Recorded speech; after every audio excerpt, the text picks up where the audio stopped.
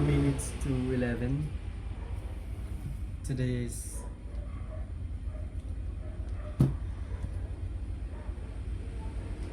January 13, 2026. Day 13 of my YouTube journey and tracking my progress. So, anong ganap natin? Nakakapagod. Yun lang masasabi ko sa 13 days natin. Masasabi natin kasing pinaka naging focus natin yung YT2, which by the way is 1 week na ngayon. So happy week sa aking YT2. Let's go. Growing yung channel pero ang slow. Paano ako aabot ng 1 million yan? Paano ako aabot ng 1 million in just months? Sobrang slow. So ngayon nasa 80, 81 or 82 yata. Hindi ko sure exact. Pero nasa 80 na siya. Goods yun goods yung trajectory niya. Sana mag-boom siya. And kapag mag-boom, actually, bale parang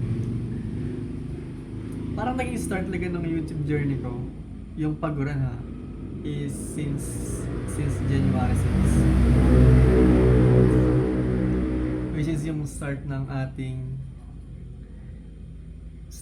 ating second channel. Ngayon, yung main channel na to, wala na to. Panis na, wala na, ang tawag dun, nalagay na sa garahe. Itong channel na to, nasa garahe na ng YouTube algorithm. Yung shorts, wala na yung pag-asa siguro. Pero meron, kaso nga lang, may pag-asa yun, kaso nga lang kasi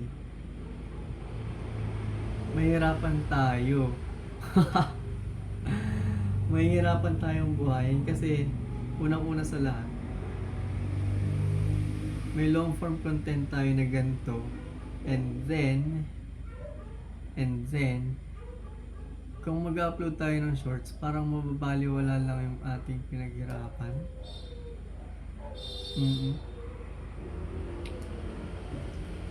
Nagara naman. Mahirap. So this week, grabe nakakapagod, as in naka 1 edit lang ako a day. Pero kanina yung akala ko na free auto caption ng CapCut, hindi pala. Akala ko free pag sa mobile kasi na-try ko kagabi, so hindi pala siya free. Ayun, nag-subscribe na ako sa Pro. 480 per month. So sulitin natin yung tantarin natin para sulit. Oo. Kaso nga lang kanina tinanghali ako ng gising, as in hindi ako nagising. So hindi ako nakapasok today. And wala na akong SL Wala na talaga akong SL. So baka absent na lang siya. Tapos, since wala tayong SL, hindi tayo pwedeng umabsent pa. Kasi parang 1 lang yata, 1.5 lang. Gara naman, 1.5 SL lang per month, no?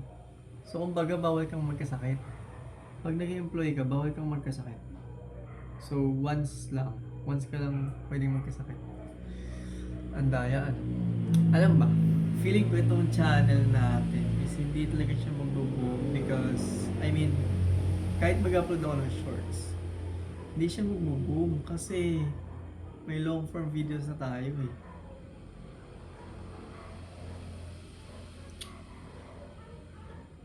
And kung algorithm lang ang basis natin, mathematically speaking, hindi. Kasi kailangan natin mag-build ng data. And hindi. Parang hindi kaya. Everyday ang upload ko dito ng journal.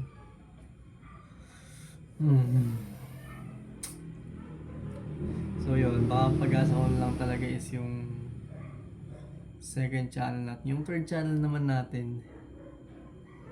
So nag-upload tayo kanina alas 4. Kaso, wala, hindi siya successful. Naka 38 views lang siya. So akala ko magiging successful. Puwet-puwet pa ako kagabi para sa edit. So hindi. Ang hirap mag-target ng... Siguro dahil mahirap nga mag-target ng Filipino content. Tapos na-search ko. So magkaiba pala ang CPM no, ng Philippines saka sa ibang bansa. So ibig sabihin, pangit. Bakit gumawa ng content ng sa Philippines? Baguhin natin. Tama, baguhin natin. So, tama, babaguhin ko nga. Tama. Mag-open tayo ng ng studio. Oo, baguhin natin. Kasi yung mga tags ko, feeling ko dahil doon na-restrict eh. Tama. Tsaka Tagalog. So, even though maganda ang targetin din yung Philippines, kasi nga, concentrated masyado. Actually, hindi ko alam. I-observe ko muna. Oo, tama siguro observe ko muna yung third channel. Kung ano talaga yung, niya, ganap sa buhay niya. And, yun.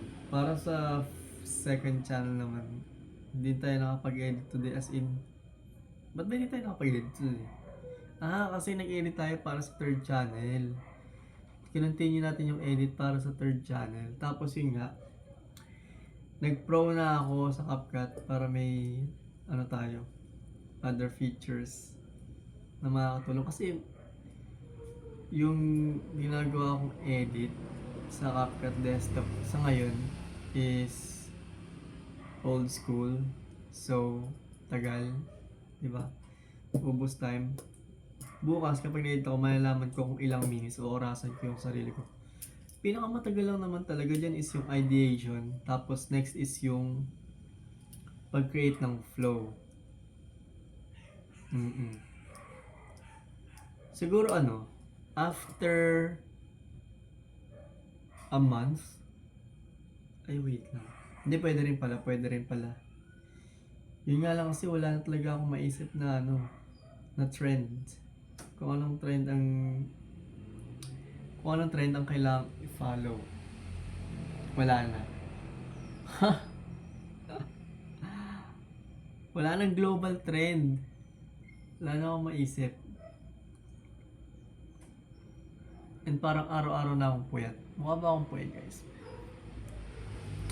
Mukha ba akong puyat? Naantok na nga ako eh.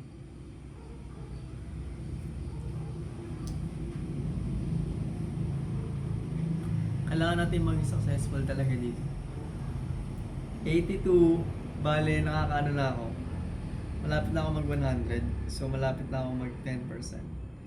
Right now nakaka 8% na ako towards monetization. Pero that's in terms of subscribers only. Subscriber count. Wala pa ako dun sa views. Currently, meron ako ngayong, I think, 10, 46, 6, 10, around 77k views. Which is, I think, a good number para sa isang startup. Hoy! Hindi talaga to pwedeng mag-fail. Kasi, yung nafe-feel ko siguro is, first, frustration. Second is, pagka-drain ng energy. Then, next is burnout, tapos ubos na rin yung aking ideas. Hi! Or siguro wala lang ako sa mood talaga. And also, because may work na ako. I mean, may pasok sa work. And ang aga kasi, sobrang aga. Pero thankful ako sa work ko kasi kung wala akong work, hindi wala akong pera. Gamitin lang natin siya as stepping stone for this one. Once na maging paldo na ako dito, gusto ko mag-resign. Ang OA, gusto kong mag-resign. I'm aware naman, other people wish na magkaroon sila ng stable trabaho, source of income. But I have bigger dreams. And gusto ko talagang ma-attain agad ng maaga yung financial freedom. That's why I'm doing this side hustle and my other side hustle and my other multiple side hustles. Pero mag-isa lang kasi ang katawan ko.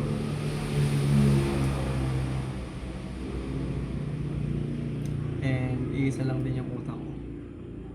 And limited ang resources. Hindi tayo pwedeng mag-outsource. Resources are limited. Impossible pa. And also, wala pa naman tayong actualized result for this. Pero kapag nakapag-print na ako ng kahit ano lang, sa ngayon kasi, siguro tinitake for granted ko yung work. Dahil nga, pero para lang din naman ako nagpiprint sa work. Pero gusto ko yung print na as in print lang, ganun. Kasi gusto ko rin ma-recover yung health. Gusto ko ma-recover ang ingay.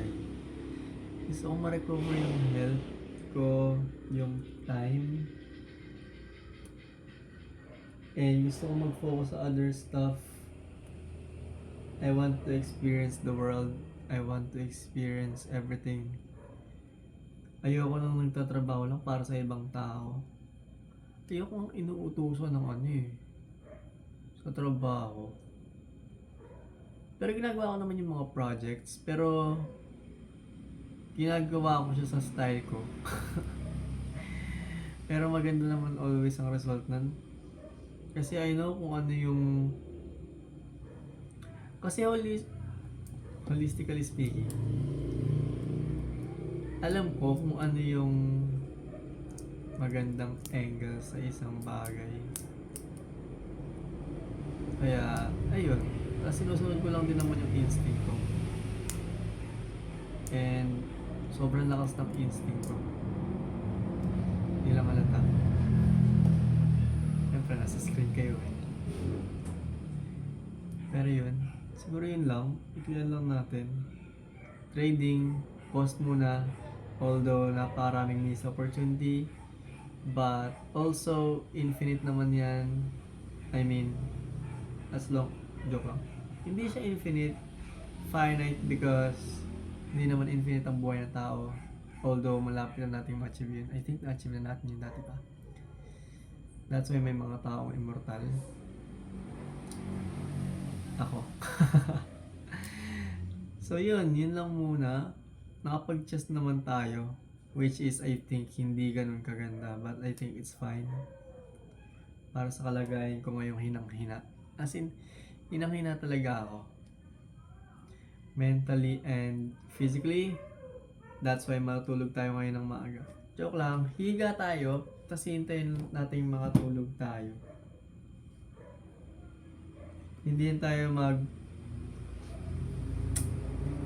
edit pa. Although gusto kong subukan, kaya ko ba? Hindi kasi matagal matagal. Yung ideation stage talaga yung matagal eh. Kasi syempre. Tas comment ko lang. Walang kwenta yung mga AI mag-isip. Iba pa rin talaga kapag ka yung may touch of, alam mo yun, nafe-feel mo kung ano yung gusto ng viewers mo. Mafe-feel mo kasi kapag finid mo, kunwari nanghingi ka lang Sa AI, nag-feed ka lang ng prompt, tapos hiningi mo lang ganito, ganyan, bla bla bla. Pangit. Siguro ang role lang na maganda para sa kanila is polishing. Pero yung ideas, kung paano may i-execute, dapat sa atin manggaling yun. Kasi mas maganda, and also coming from a human, which other humans can also relate. Kaya,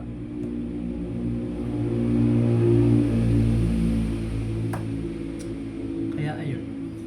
Wala, ang bango. Ginger. Katingin ko ginger. Nakuha namin sa Christmas party. Madami pa yan, isang paper bag na sobrang laki. Puro katingin ko, tsaka kung ano-ano pang essential oil. Tapos meron din katingin ko soap. Katingin ko soap, meron din katingin ko spray, sports spray, pang athletics. Then, so yun lang. Maikli lang to. Kasi yun lang gusto kong sabihin. And I'm so tired. Wala akong maisip na new ideas. Sobra. And yung inspiration ko for the second channel is nag-disappear. Hindi ko alam kung ba't siya nag-disappear. Is it because nag-disappear siya? Is it because of me? Kasi lagi akong bumivisit sa channel niya. Nakikita ba yun? Or is it because of Igor? Na si Igor kasi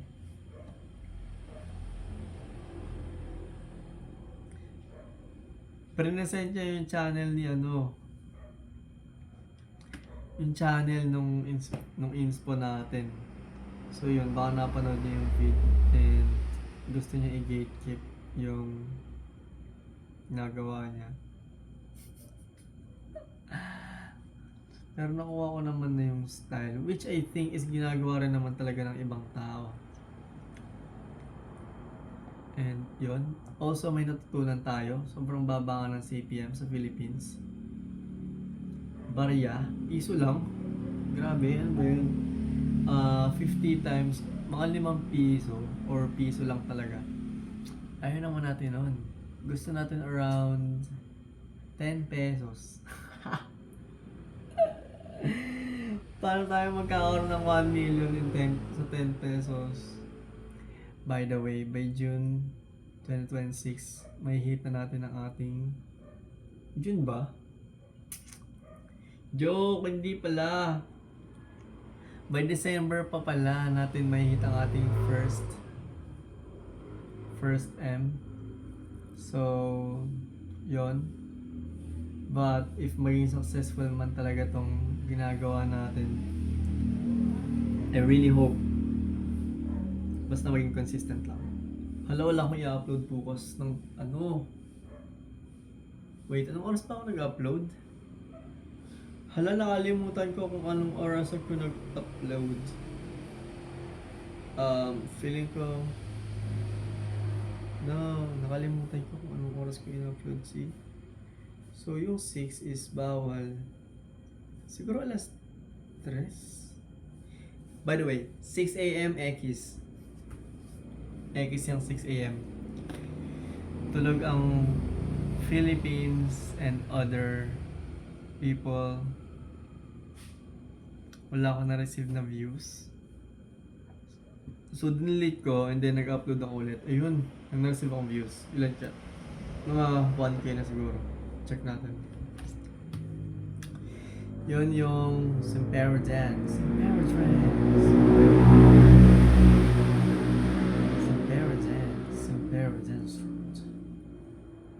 Ito ano natin nagtagal pa ako mag-edit ng profile picture nito pero wala pa lang mangyayari. Feeling ko dahil wait, iti-take down natin lahat. Hindi, siguro bukas natin i-take down kapag kunwari walang nangyayari. Take down natin and gawa tayo ng other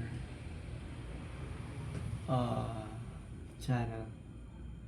So yun lang muna.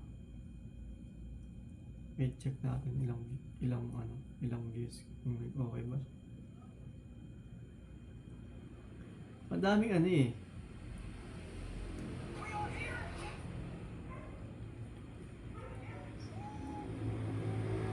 Check natin. 873, which is good. Considering na ilang hours pa lang to, mga 6 hours. And may potential tong I don't know, 3K. Yung SpongeBob nga natin, 11. Yung isa, yung first upload natin na nag-boom, nasa 47k views siya. And nag-stop na. Kailangan dito tuloy-tuloy. And lahat ng to original content ha. Wala dyang kinuha lang tapos ni-recycle. Nakapagod din mag-isip. So yun lang. 11:16. Nakalimutan ko mag-intro ng nag-intro ba ako? Day 13 of my YouTube journey and tracking my progress. Yun lang. Bye guys. See you tomorrow. Okay.